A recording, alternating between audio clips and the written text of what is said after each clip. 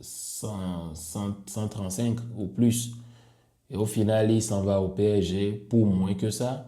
Et là-bas, maintenant, il retrouve une certaine constance, il retrouve plutôt une certaine stabilité, ce calme-là, qui fait que voilà, Dembélé a relancé sa carrière et ça a donné ce que ça a donné.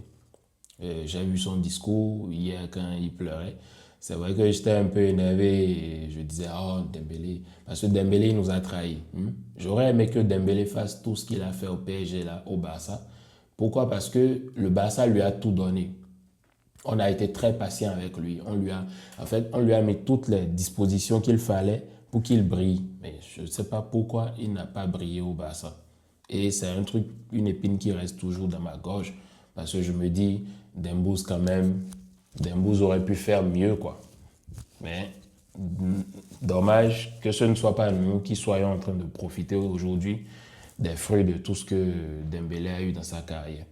Et sa maman qui était aussi émue, sa famille émue. C'est clair qu'ils ont souffert, ils ont beaucoup souffert tous ensemble. C'est pas facile d'avoir un joueur qui se blesse à chaque fois, hein. Je vous jure, c'est pas du tout facile. Et de revenir au niveau, c'est un comeback. C'est un des grands comebacks de la vie. Et ce qui est arrivé à Dembélé, ça devrait nous servir de leçon à tous, sincèrement.